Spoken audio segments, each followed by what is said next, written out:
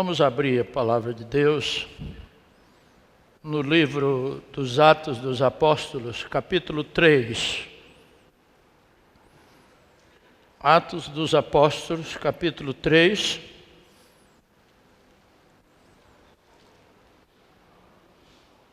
Em rigor, eu vou fazer uma exposição até o capítulo 4, verso 22.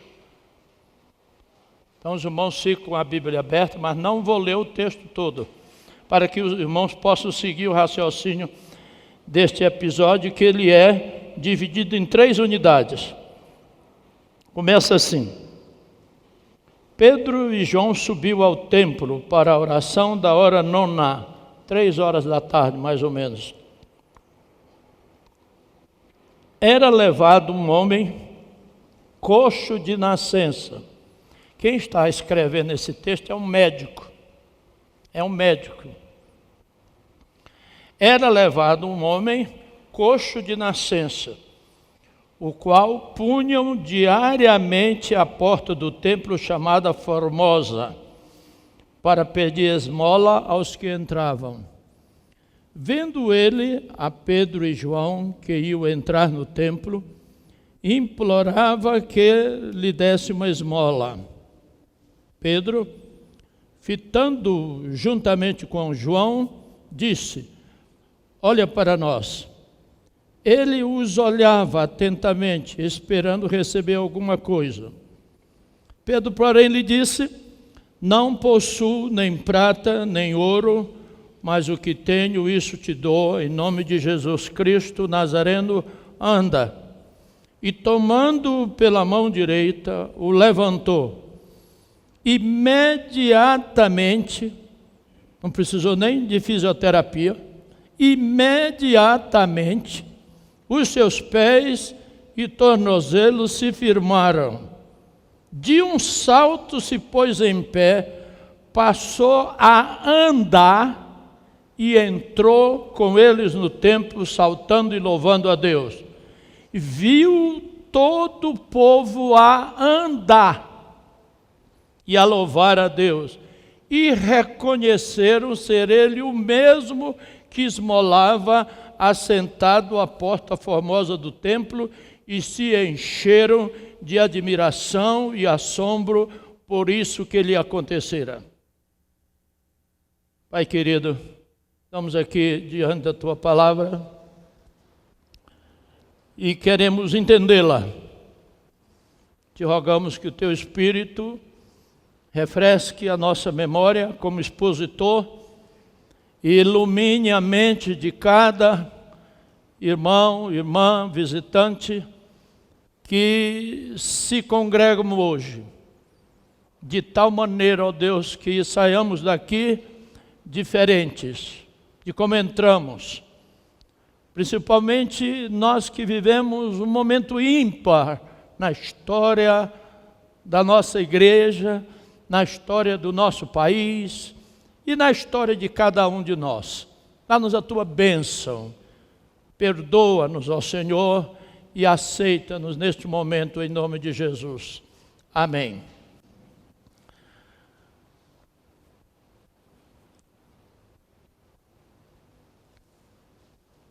Lucas começa descrevendo a cura de um homem coxo de nascença. E ele descreve com uma precisão tão grande, ele faz uma espécie assim de anamnese, né? Porque esse milagre aqui vai gerar o primeiro grande conflito entre a igreja e as autoridades constituídas de Jerusalém. É o primeiro conflito aberto que a igreja vai ter com as autoridades que crucificaram o Senhor Jesus algum tempo antes. Então, observem como Lucas descreve. Era levado um homem coxo de nascença, e era posto diariamente ali, diariamente. Esmolar na época de Jesus se tornara até uma espécie assim de profissão, sabiam? Haviam famílias riquíssimas que manipulavam até determinados lugares, aquilo ia passando de pai para filho. Quando vocês leem no capítulo 16 de Lucas, a parábola do administrador injusto, ou infiel, ou honesto, eu estou estudando essa parábola, e que o administrador, ou melhor, o proprietário, chama o administrador e diz assim: eu estou ouvindo que tu não tens sido fiel na administração dos meus negócios.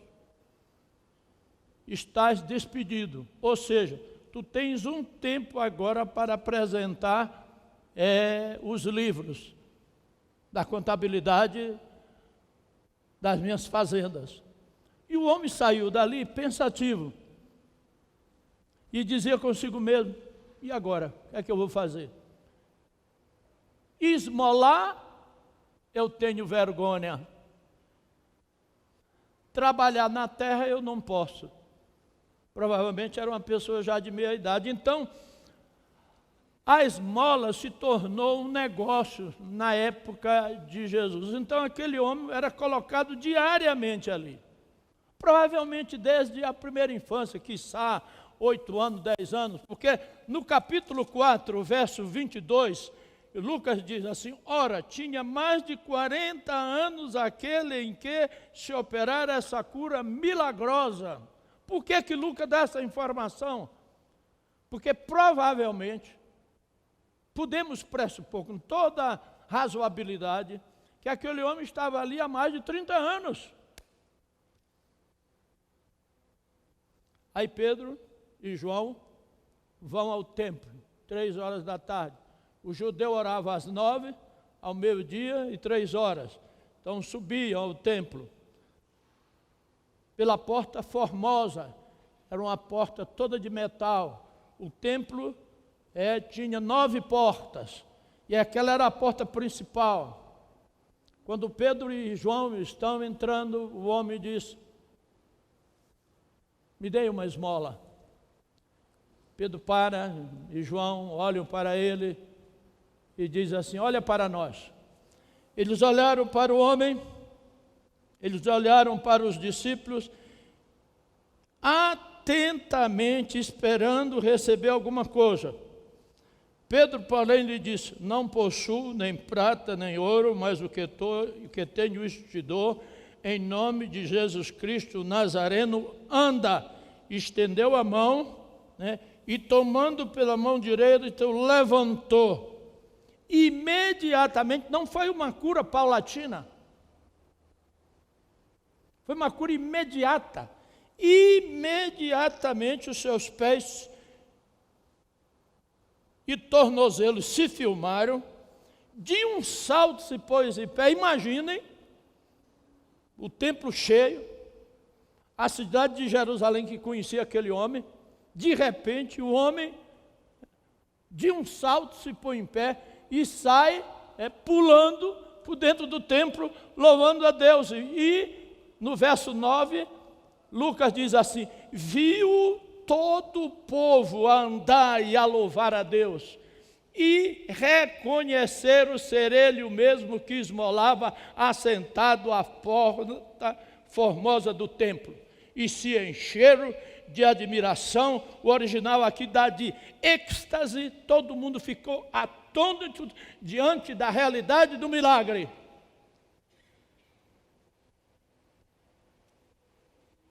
E o homem agora andando corre para o pórtico de Salomão, já no átrio das mulheres, onde Pedro e João estavam. E Pedro então começa a falar para o povo, explicando o que é que havia acontecido. E ele diz assim: à vista disso, Pedro se dirigiu ao povo, dizendo: israelita, por que vos maravilhais disto? Ou por que fitais os olhos em nós, como se pelo nosso próprio poder ou piedade o tivéssemos feito andar? O Deus de Abraão, Lucas está resumindo o sermão de Pedro. Lucas está resumindo. Pedro não pregou só isso. O Deus de Abraão, de Isaque e de Jacó, o Deus de nossos pais, glorificou ao seu servo Jesus, a quem vós traístes e negaste perante Pilatos, quando este havia decidido soltá-lo. Se lembram, lá no capítulo 19 e capítulo 26 de Mateus, diz que Pilatos reconheceu por 3 vezes a inocência de Jesus. Pedro então diz assim: vós traístes e negastes perante Pilatos, quando este havia decidido soltá-lo. Vós, porém, negaste o santo e o justo, e pedistes que vos concedesse um homicida, Barrabás, um membro de um partido político da extrema esquerda, os zelotes, os homens do punhal.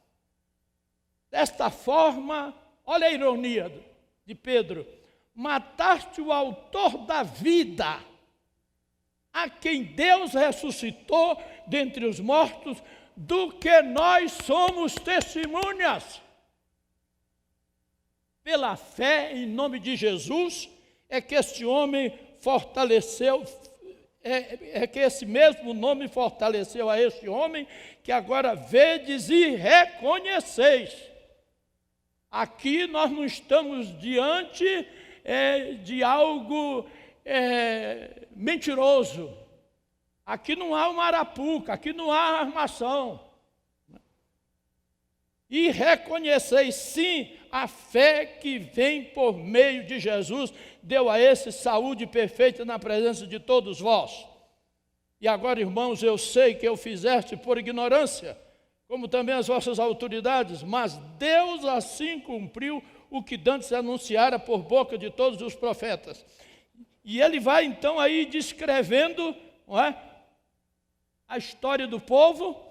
Quando chega no capítulo 4, observem bem aí, no capítulo 4, se descortina uma nova cena. As autoridades da cidade sabem.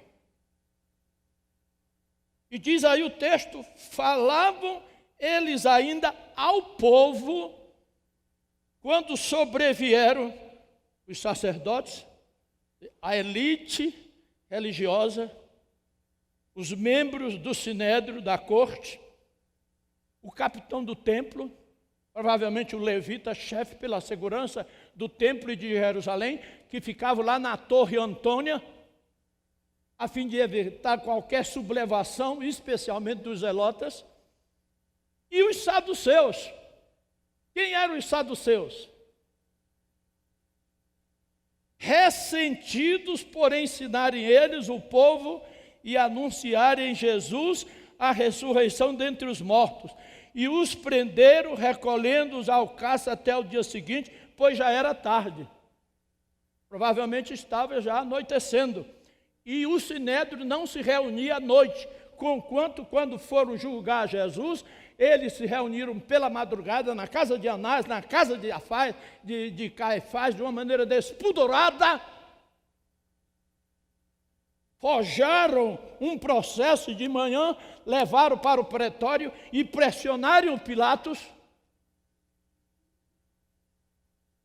Eles agora prendem os 2 discípulos. No dia seguinte,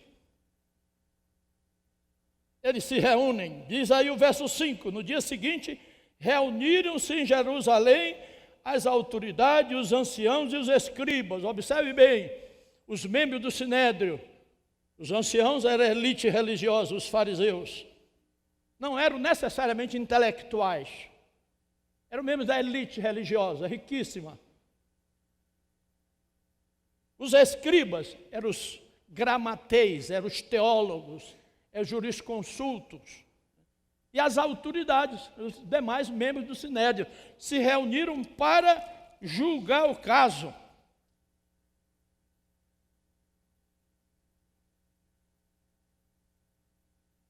O que é que eles queriam julgar?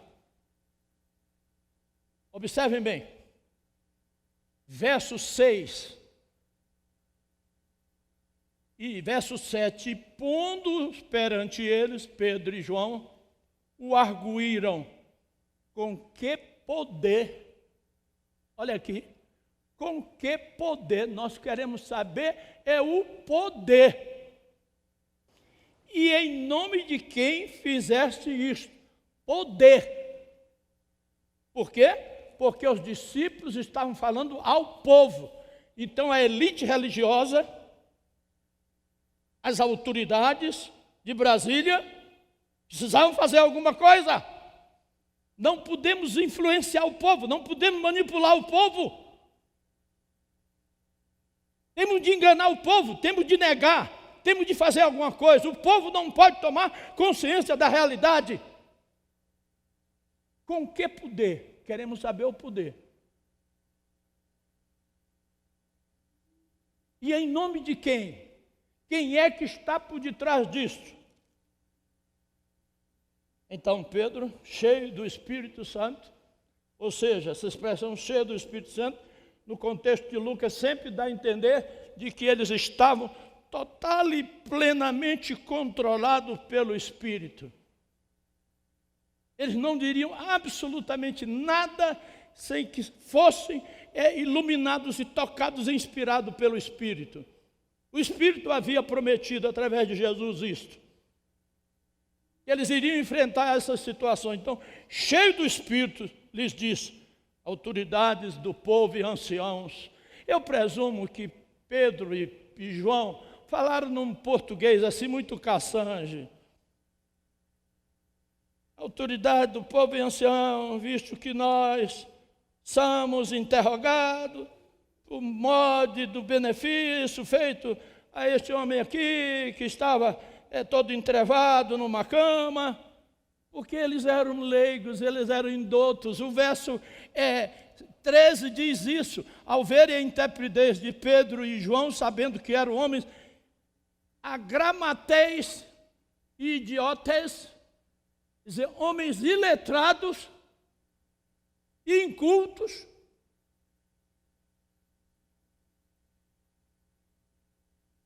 Pedro falando, verso 10, tomai conhecimento vós todos e todo o povo de Israel, de que em nome de Jesus Cristo Nazareno, a quem vós crucificaste. Ele estava falando diante do tribunal que outrora, há 4 ou 5 meses antes, tinham morto o Senhor Jesus, de uma forma ilegal e imoral, como disse há pouco. Tomai conhecimento vós todos e todo o povo de Israel, de que em nome de Jesus o Nazareno, a quem vós crucificastes, e a quem Deus ressuscitou dentre os mortos, sim, em seu nome é que este está curado perante vós. Este Jesus é pedra rejeitada por vós, os construtores, a qual se tornou a pedra angular. Aí eles são extremamente exclusivos. Ele diz assim, e não há salvação em nenhum outro, porque abaixo do céu não existe nenhum nome dado entre os homens, pelo qual importa que sejamos salvos. Eu posso perceber e eu posso imaginar a expressão facial do Sinédrio. Reza o texto, no verso 13, ao verem a intrepidez de Pedro e João, sabendo que eram homens iletrados e incultos, admiraram-se e reconheceram que haviam eles estado com Jesus. Oxalá a sociedade de hoje veja você, veja a mim, como pessoas que estiveram, estarão com Jesus. Eles estiveram com Jesus. Verso 14, vendo com eles o homem que fora curado, o homem estava lá. Nada tinham que dizer em contrário. Aí mandaram eles saírem, mandaram Pedro e João, os oficiais, levaram Pedro e João lá para um recinto, e mandando sair do sinédrio, consultavam entre si, dizendo, que faremos com estes homens? Que faremos com estes homens? Pois, na verdade, é manifesta a todos os habitantes de Jerusalém de que um sinal notório foi feito por eles e não o podemos negar. Não podemos negar. Mas para que não haja maior divulgação entre o povo, o problema era o povo. Ameacemo-los para que não mais falem neste nome a quem quer que seja. Chamando-os, ordenaram-lhes que absolutamente não falasse nem ensinassem o nome de Jesus. Mas Pedro e João lhe responderam: está bem, senhores, vamos obedecer. Não foi isso, não. Julgai se é justo. Julgai se é justo. Diante de Deus. Ouvi-vos antes a vós do que a Deus. Pois não podemos deixar de falar das coisas que vimos e ouvimos. Depois, ameaçando-os, mais ainda, os soltaram, não tendo achado como os castigar por causa do povo, porque todos glorificavam a Deus pelo que aconteceu. Ora, tinha mais de 40 anos aquele em que se operara essa cura. Agora vamos voltar e pensar um pouco mais por que essas autoridades estavam reagindo dessa forma. No capítulo 4, no verso 2, diz assim: ressentidos por ensinarem eles o povo e anunciarem em Jesus a ressurreição dentre os mortos. Essa era a preocupação. Não podemos deixar que eles digam ao povo que Jesus, aquele Jesus que nós crucificamos, está vivo. Não podemos. E é interessante que o texto diz aqui que reuniram-se os sacerdotes, o capitão do templo e os saduceus. E sabe quem eram os saduceus? Os saduceus eram, vamos dizer assim, os teístas abertos da época. No capítulo 26 aí do livro de Atos, se não me atrasou a memória, capítulo 23, do livro de Atos, no verso 8 diz assim: pois os saduceus declaram não haver ressurreição, nem anjo, nem espírito, ao passo que os fariseus admitem todas essas coisas. Aqui é Paulo perante uma audiência, né, onde está sendo acusado de lesa pátria, e ele percebe que dentro do sinédrio há saduceus e fariseus. Os fariseus criam na ressurreição. Os saduceus não criam na ressurreição. Aí Paulo joga essa. Sabendo Paulo que uma parte do sinédrio se compunha de saduceus e outra de fariseus, exclamou: varões e irmãos, eu sou fariseu, filho de fariseu, no tocante à esperança e à ressurreição dos mortos, sou julgado. Dito estas palavras, levantou-se grande dissensão entre fariseus e saduceus, e a multidão se dividiu. Eram os textos abertos da época. Textos abertos de hoje, eles não creem que Jesus ressuscitou?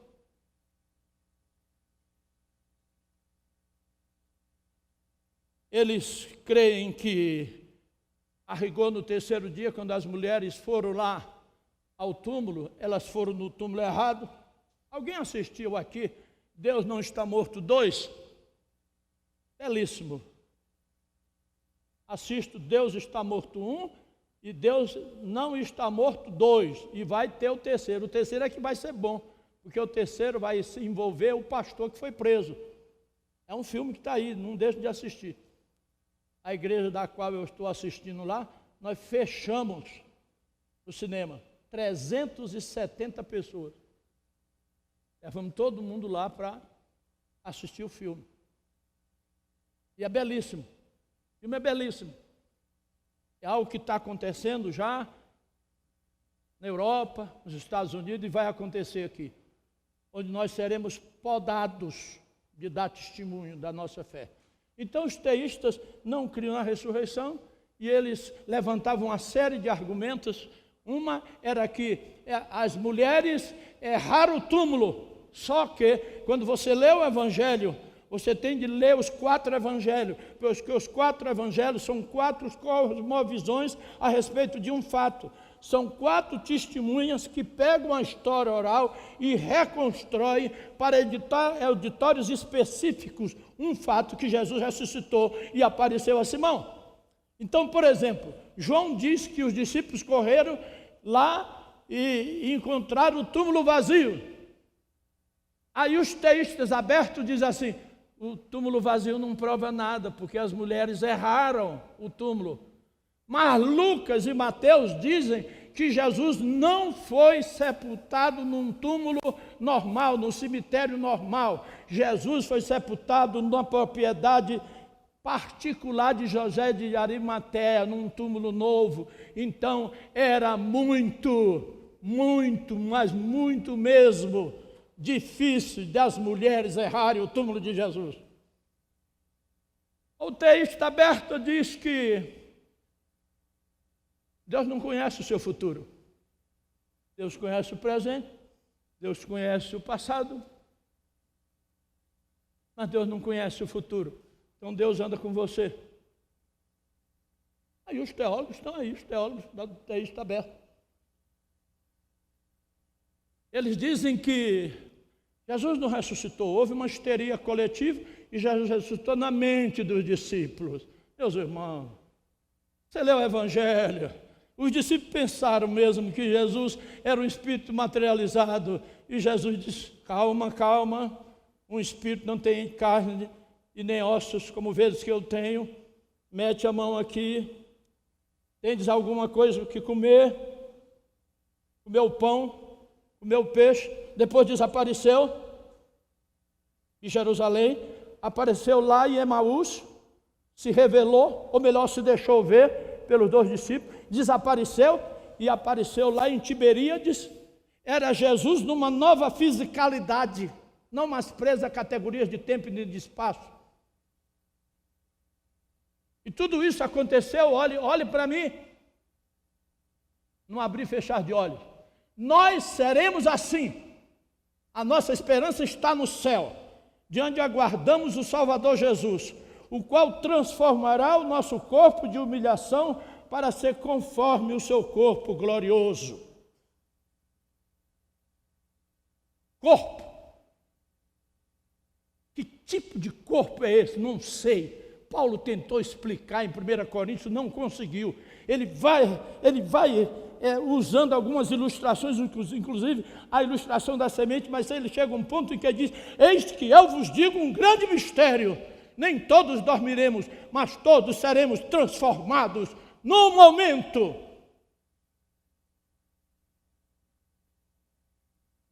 Os saduceus disseram: Jesus desmaiou na cruz. Levaram lá para o túmulo, lá ele acordou e saiu. Meus irmãos,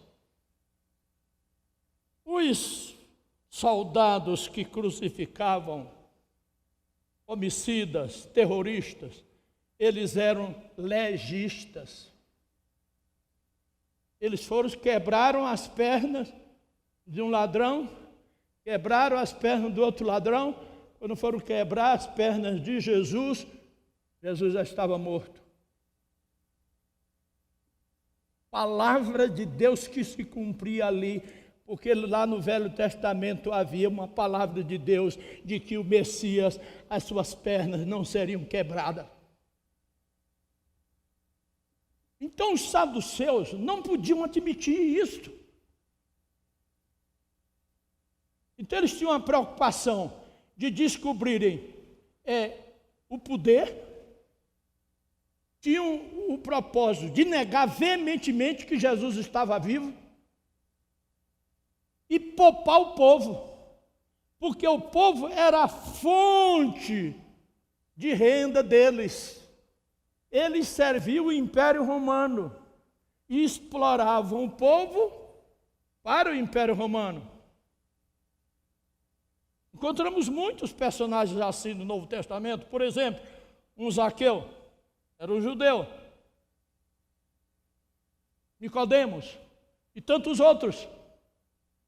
Então, o problema era não deixar que o povo tomasse conhecimento do milagre e do fato de que Jesus estava vivo.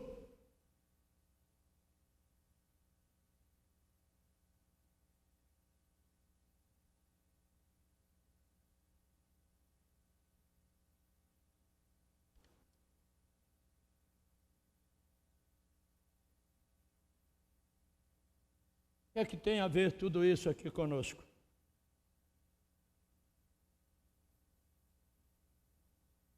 Como é que podemos transpor este evento para nós hoje?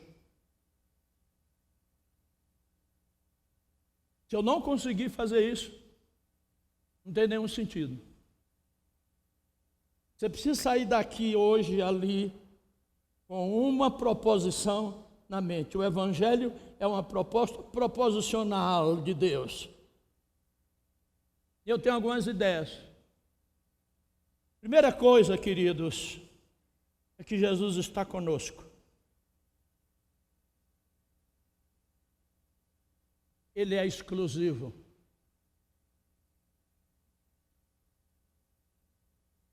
Estamos vivendo uma sociedade muito inclusiva. Outro dia, lá no prédio onde eu moro, tem uma sauna, e eu fui lá. Quando eu cheguei lá, tinha um grupo de espíritas, 3 espíritas e uns outros senhores conversando. Quando eu entro, o pastor Joel chegou. Aí um deles disse assim: olha, eu tenho examinado todas essas expressões religiosas e, para mim, a verdade está com o Espiritismo. E todo mundo olhou para mim, como diz: e aí, pastor? Eu disse: olha, estou feliz, muito feliz que o senhor tenha encontrado a resposta para os dramas interiores do seu coração. Feliz porque o senhor encontrou alguém que vai mudar a sua vida. Quem? Espírito de Allan Kardec? Quem? Mas eu estou feliz. Agora me diga uma coisa, nessa sua pesquisa,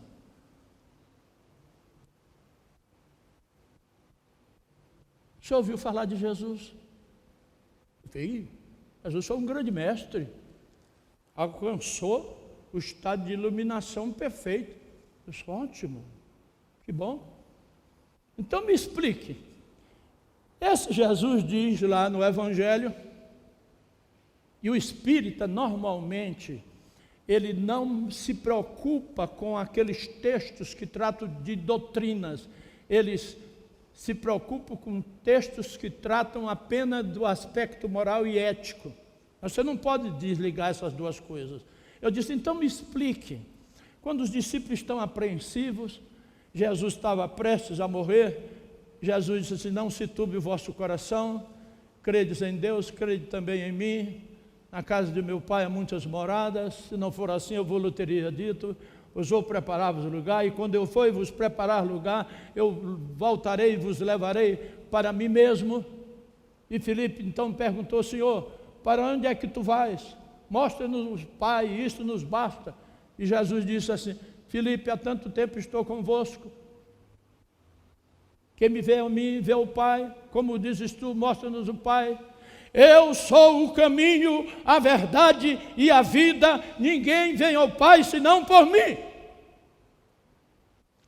Perguntei: como é que o senhor interpreta isso? Jesus está dizendo que Ele é o caminho, a verdade e a vida. Ele é exclusivo, que é o texto que aqui os discípulos usam. No capítulo 4, no verso 12, eles dizem assim: e não há capítulo 4, verso 12, eles dizem aqui, no discurso eles dizem aqui, capítulo 4, verso 12, e não há salvação em nenhum outro, porque abaixo do céu não existe nenhum outro nome dado entre os homens, pelo qual importa que sejamos salvos. Não há. Eles falando diante do Sinédrio, o homem curado em nome de Jesus. E agora? Jesus está conosco. Jesus está comigo. Jesus está com você. Não há outra opção de vida eterna, se não for via Jesus. Segunda aplicação que a gente pode deduzir desse incidente: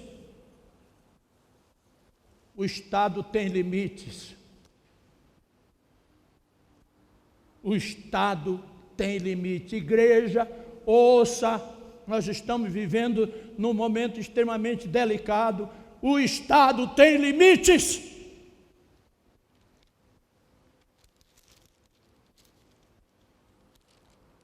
Julgai vós, se é justo diante de Deus ouvir-vos antes a vós do que a Deus. Estamos vivendo um momento em que o Estado está querendo ficar acima da lei.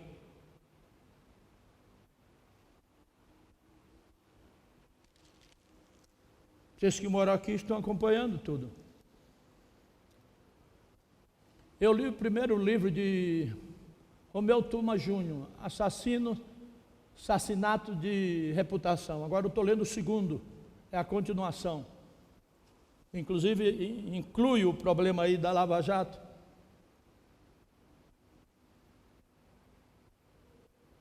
O Estado tem limites.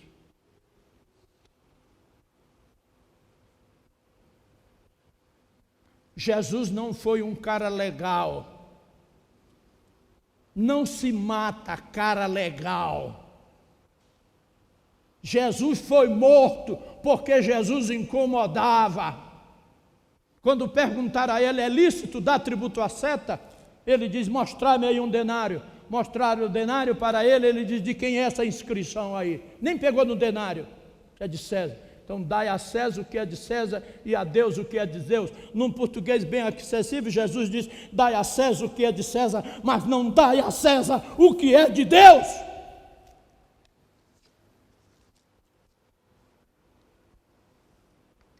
Estamos vivendo um momento delicado no nosso país, onde a corrupção está graçando. O poder político, o poder religioso, que ouviu a votação do impeachment, eu fiquei com vergonha de muitos evangélicos lá. Pelo amor, minha filha, pelo amor, meu filho, pelo amor, não sei o quê, volto para o impeachment.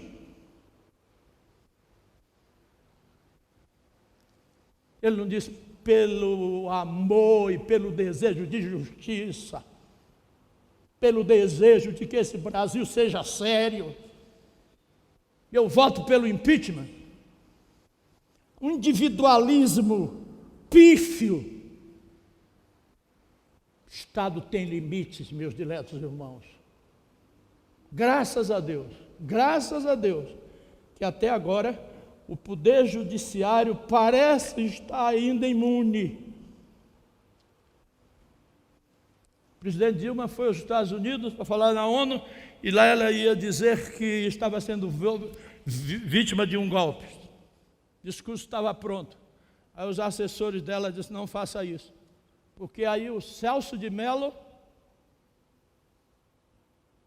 e outro ministro do Supremo disseram, estamos dentro da Constituição.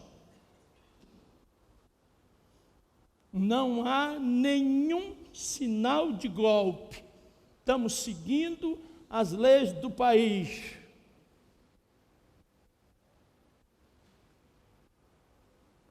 E nós, como cristãos, como eu gostaria que a minha igreja presbiteriana do Brasil estivesse se manifestando, dizendo alguma coisa.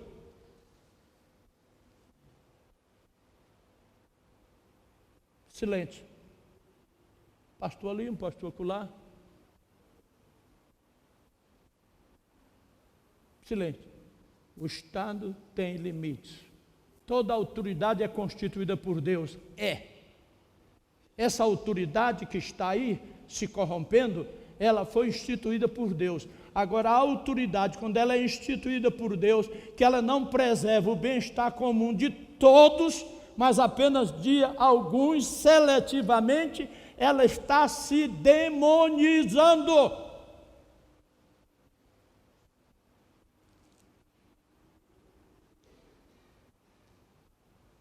Estado tem limite. Estado não é divino. Estado foi instituído por Deus. E é interessante, meus diletos irmãos, que a gente precisa ter um senso histórico. Quantas ditaduras caíram nesses últimos anos? Egito, Tunísia. Deus está agindo na história do universo. Nós cremos na doutrina básica do calvinismo, que Deus é soberano. A doutrina magistral e mais expressiva do calvinismo não é predestinação, é a soberania de Deus, ou seja, Deus cria, Deus sustenta, Deus dirige. A sorte se lança no regaço, mas a resposta certa vem do coração do Senhor. Creiamos que Deus está dirigindo a história. Creiamos que esse estado aí, ele não vai passar dos limites que Deus estabeleceu, não vai. Esse aspecto o Ernesto Gades foi muito sábio. Vocês sabiam que ele tinha uma formação luterana. E o Golbery não queria de forma nenhuma abertura política. Ele disse: Golbery, nós não conseguimos levar um povo há mais de 20 anos presos. Não conseguimos. Vai haver uma revolução.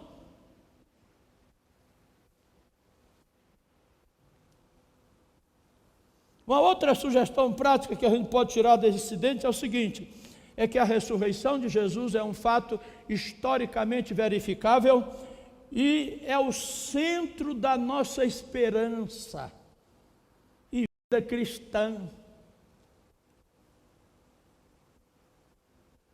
que incomodava os saduceus e que encomendava a elite intelectual da Europa, dos Estados Unidos, e muitos teólogos. Eu estou lendo um livro muito interessante que eu até quero sugerir para os pastores aqui, escrito por Kevin Van Hooser. Ele diz assim, o título é assim: o pastor, um teólogo público. Um teólogo público.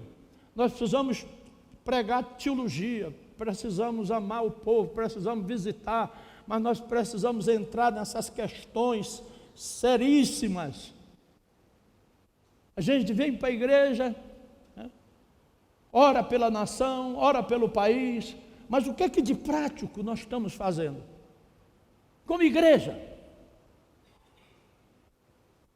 Eu sei aqui de alguns irmãos que se envolvem aí em passeatas, em protestos. É uma opção deles, cada um tem uma opção. Mas eu acho que a igreja não pode ficar silente. Se ela ficar, as pedras clamarão. A ressurreição, ela é a base da nossa esperança. E aqui estava em jogo a ressurreição de Jesus, porque aquele homem foi curado pelo fato de Jesus estar vivo. Se aquele homem for curado pelo fato de Jesus está vivo e nós vamos perder o controle do povo. Nós temos de manipular este povo, nós temos de privar este povo de determinadas informações. É o que estão querendo fazer com a nação brasileira hoje. A luta dos poderes constituídos é isso: de um lado, um grupo querendo manipular o povo, do outro lado, outro grupo querendo manipular o povo. Então, você precisa ter muito cuidado no que você lê, no que você ouve. Karl Barth dizia que todo pastor ele de um lado, ele tem de carregar a Bíblia, e do outro lado, ele tem de carregar o jornal do dia. Johnny Pipe disse que temos de modificar essa frase. Não podemos mais dizer isso. O pastor de hoje tem de um lado carregar a Bíblia, mas do outro lado ele precisa saber que jornal ele está lendo. Qual é o jornal que você está lendo?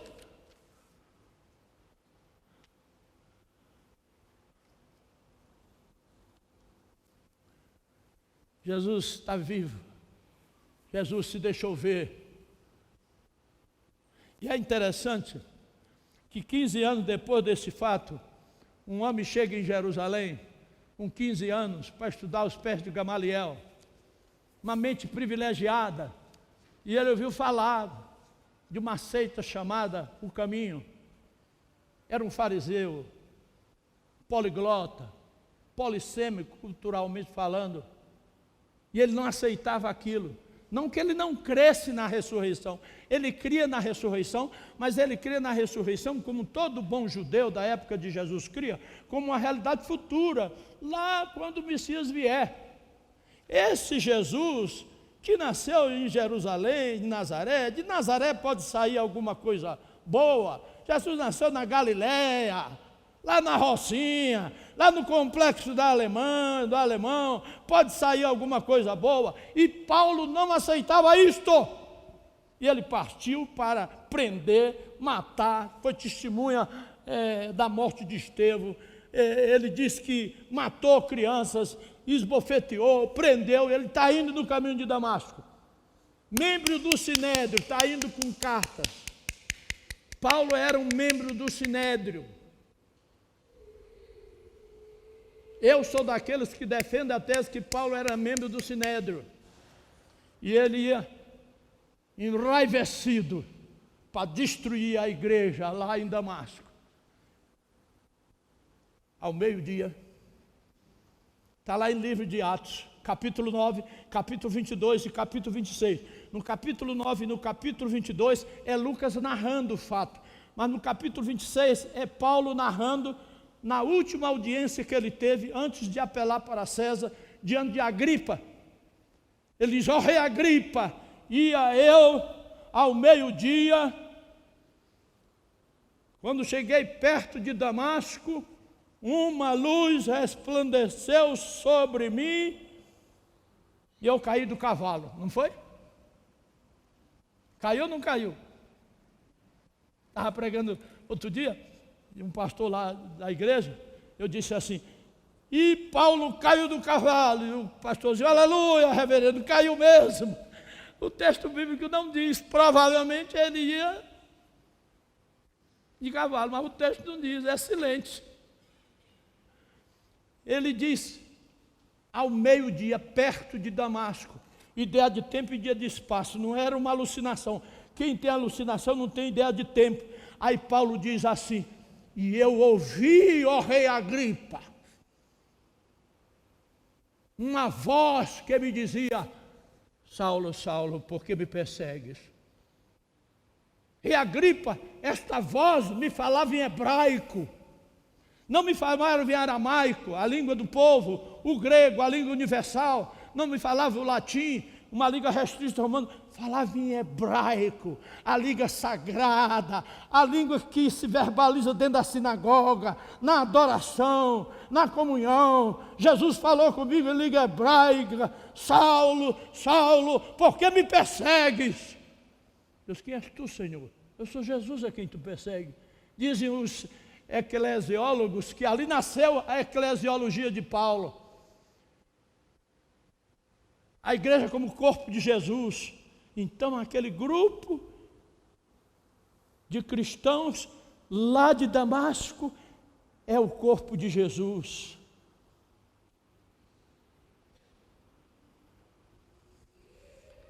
E Paulo mudou.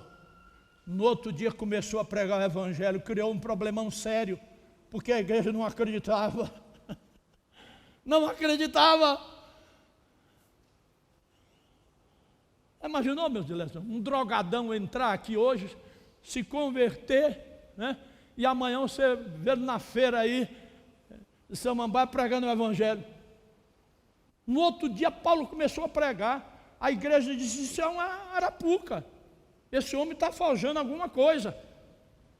Precisou Barnabé ir lá em Damasco, levar Paulo para Jerusalém e dizer para Pedro, para Tiago e para João, que eram as colunas da igreja, ouçam este homem, por favor.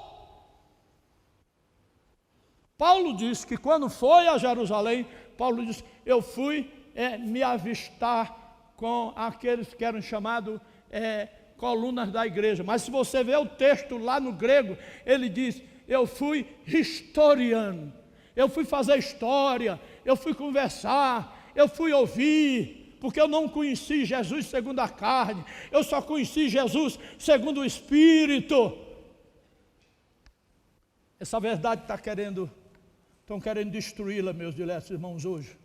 Então nós temos crise política, nós temos crises teológicas, nós temos crise moral no nosso Brasil. Nós temos crises éticas.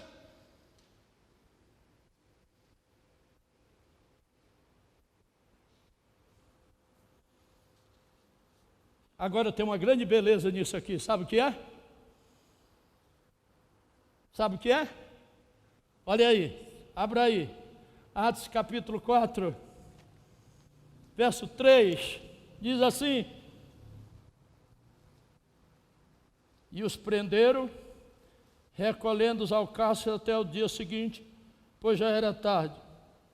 Muitos, porém, dos que ouviram a palavra, a aceitaram, subindo o número de homens a quase 5.000.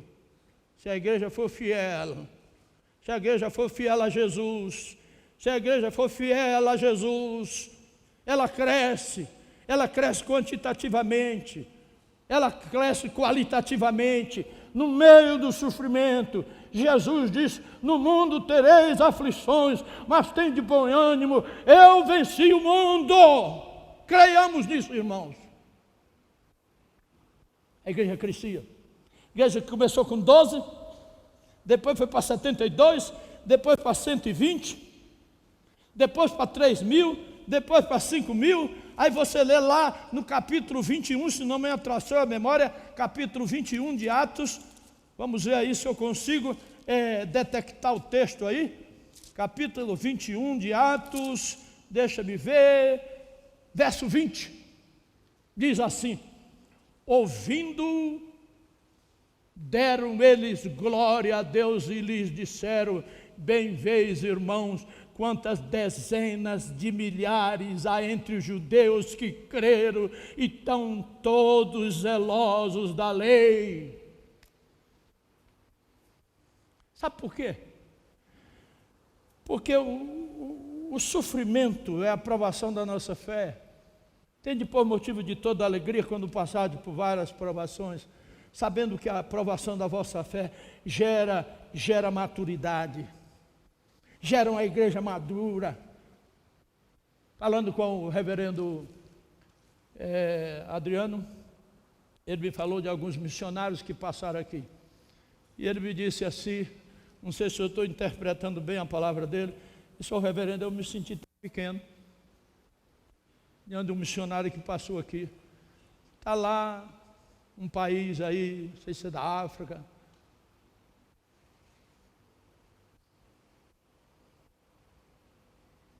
Sabe o que é que está acontecendo nos países muçulmanos hoje? Se você é pego com uma Bíblia, você é simplesmente decapitado. É que muitos muçulmanos estão sonhando com Jesus. Sonham com Jesus. E agora?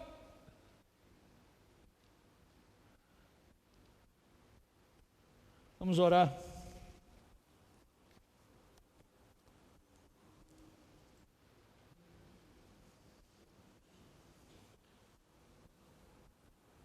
Pai Santo, nós te adoramos nesta noite pela tua palavra. Ela é tão simples, tudo é tão óbvio, que nós não cremos. Talvez se o evangelho fosse mais complicado, ó Senhor, nós nos interessaríamos mais por ele. Mas como ele é loucura, que vem do teu coração, a gente não crê, ó Senhor. Mas a palavra da cruz é loucura para os que se perdem, mas para nós que somos salvos é o poder de Deus. Jesus querido, obrigado por essa palavra. E que teu Espírito Santo abençoe a cada pessoa aqui. Quizá alguém que precise nesta noite de um toque da tua graça, de uma cura. Os médicos dizem que não há mais nenhuma probabilidade, mas tu pode surpreender essa pessoa, quiçá há 30, 40 anos que vem sofrendo, mas hoje, ó Deus, tu podes fazer algo extraordinário na vida dessa pessoa. Ou tu podes, ó também, Senhor, usar o tratamento médico que ela está se servindo. Isso é uma causa secundária.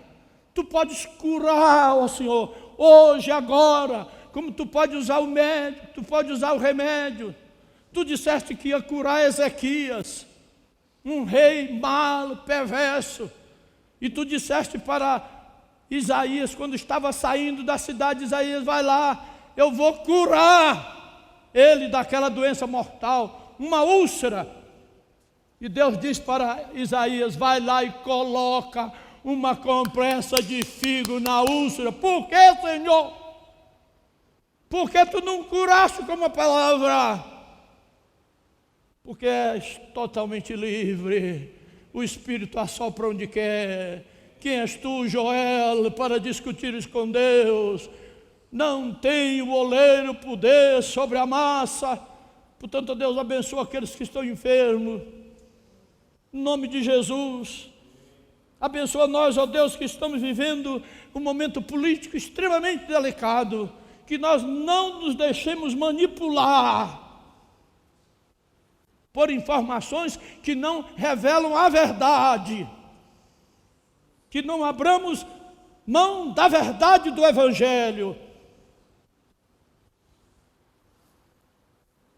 Tem misericórdia de nós, ó Deus, quando vivemos num mundo teologicamente pluralista, onde cada teólogo se arvora a seu detentor da verdade, que nós nos apeguemos a Jesus, que nos diz, Joel, eu sou o caminho, a verdade e a vida, ninguém vem ao Pai senão por mim. Por favor, Deus, tem misericórdia de nós. E dá-nos, ó Pai, como líderes, como irmãos, como igreja, a convicção de que tu escreves certo, por linhas certas, e que a igreja sempre sobreviverá, e milhares de pessoas vão conhecer o nome de Jesus nesses tempos líquidos em que estamos vivendo. Que assim seja, ó Deus, em nome de Jesus, para a tua glória somente. Amém, Senhor.